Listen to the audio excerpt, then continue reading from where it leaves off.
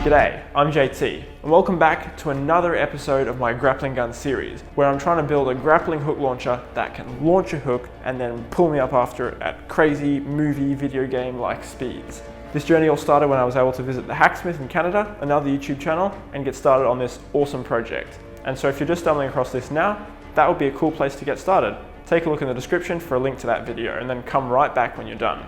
For the last few videos, I've been struggling with the launcher portion of the design, just trying to build something that can launch the hook quite the way I want. But last video, I successfully made my own poppet valve design. I mean, it wasn't bad when I tested it, but it was not good either. And I really don't think I can get much more performance out of it, because if I increase the pressure, the hammer needs to hit harder. If I increase the orifice size, the hammer needs to hit harder. And this is already, I mean, that's pretty hard.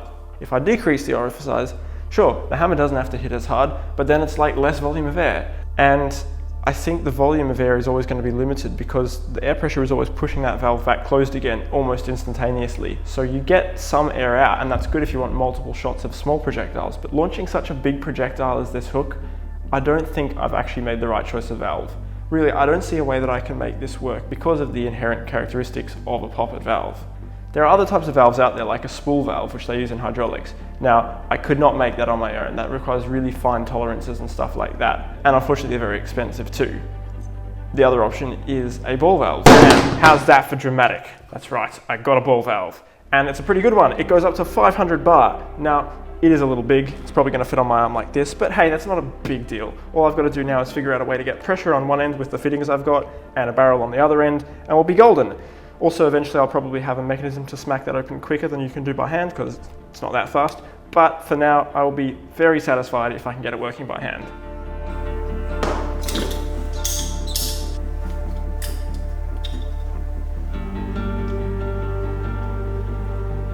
Heat gun time.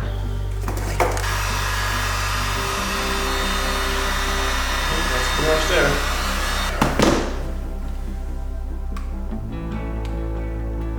That is so nice.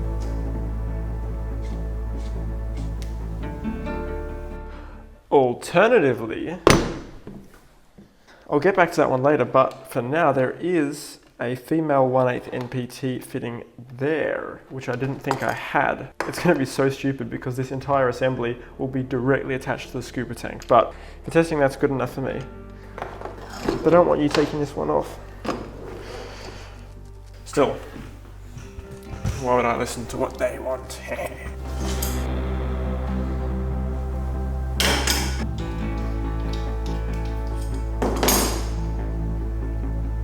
Okay, replace the Teflon tape.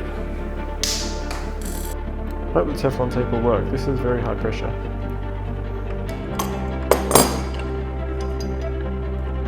That looks pretty good. Alright, let's give that a shot. Washer. The barrel's not even straight. This is one Sealy assembly I'm making here. Check everything fits and doesn't leak. Okay, so to test, I'll just go take this to the field, tilt the tank back, and then bam, this is gonna fire. This is ludicrous, but it's worth testing out. Okay, so unfortunately out at the field it was raining, so I didn't bring my camera gear. Or my camera gear. It's raining, so I didn't bring my camera gear, but it worked. This ludicrous piece of nonsense that doesn't even fire straight or anything actually worked. It went probably twice as far as my poppet valve design, and that's finally starting to get into a range that's actually useful. And that's just with smacking the valve open with my hand. If I used a mechanism, it would be even better. And that's only at like, I think my tank is down to like 600 PSI now. That's in paintball gun range. And the valve can take like 10 times that pressure. But just the sheer volume of air I can get through this valve is very impressive. So I'm really excited to test it out at a bit higher, probably 3000 PSI, because that's what my tank can handle. But I run into such a stupid problem. I want to fill my tank back up to 230 bar or like 3000 and a bit PSI, but it's out of hydro test date, and apparently there's some crisis where the regulator has shut down every hydro testing facility in my province, and so I can't get this tested, and so I can't fill up my tank. Sad. Okay, so even putting aside the scuba problem, I still wanted to be able to test today with the 600 PSI that I've got. But I was looking through everything and I was like, ugh, you know what? I don't think I can possibly put together the right fittings to test this out and have the appropriate flow.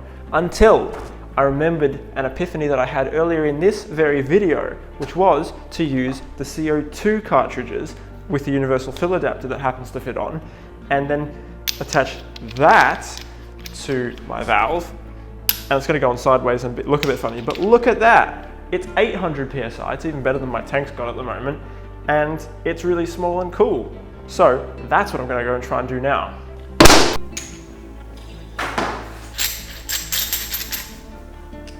Alright, block it off, put my barrel in place, fasten that. When I rotate this, it'll pierce the cartridge. That's all good, that's all good. That's closed. I think we're good to go. Let's not point at myself. There was a lot of air going everywhere. Did that actually seal it all? Oh, it did, okay. You know, this is actually probably quite unwise. Whatever. Hey, not bad. All right, 2.5 inches.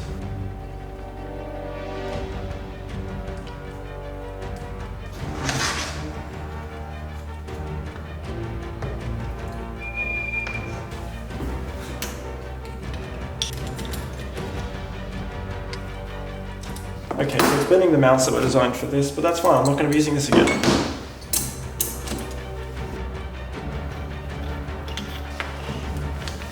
Put the handle back on now.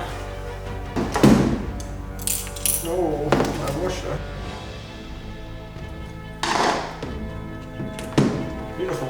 So I think I've finally got a working launcher. Fits in there nicely and it actually fires pretty well.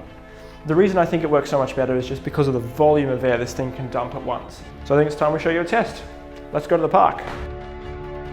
Currently this is only one shot, so we close the valve and put a new cartridge in. Screw it on, and after replacing the O-ring, it now seals beautifully.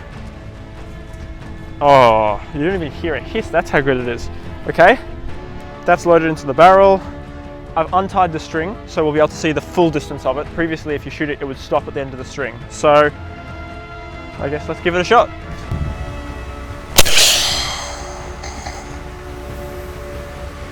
That went pretty well. Sure did.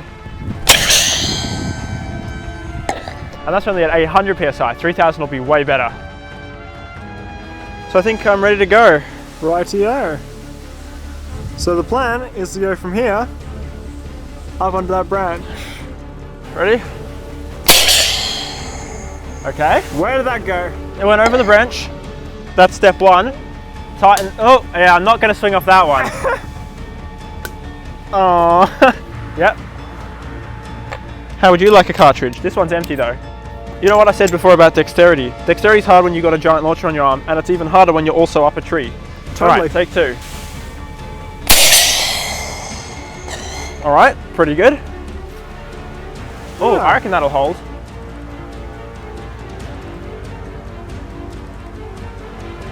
Yes. Yep, that should hold. All right, ready to swing? Yep. This is going to be weird. I'm going to hit the ground. It's going to stretch too much. Yay! Oh, you swung? I did. Yee. You know what? Okay, I'll just take this off. And then worry about it. Problem solved. Cool, and that's the grappling hook launcher. We'll just leave that there. We'll make another one. Well, that was a lot of work, but it was totally worth it. The testing was so cool. Each iteration taught me something new, and this most recent one is very promising, even if it's still a bit rough around the edges. So I'll be improving that one as I go along with the winch system, which you may have seen a bit of if you've seen the Hacksmith video on this that I did. If you haven't, I'll put the link in the description. But I reckon I can make it even better, and it'll be so cool to test the whole unit all together. Unfortunately, I'm still waiting for the speed controller. It's been seized by customs for import taxes, but they haven't sent an invoice, so who knows how long I'll be waiting for that. And depending on when that comes in, next episode will either be a continuation of the grappling hook series or an exciting new project. Exciting piece of news, I'll be visiting the Hacksmith over January to keep working for them over another 6 weeks, and we'll make some awesome stuff. So keep an eye out for me over on that channel. And otherwise, I really appreciate you watching. If you found it interesting, please consider subscribing so you can see what I get up to next. Thanks so much, and I'll see you in the next one.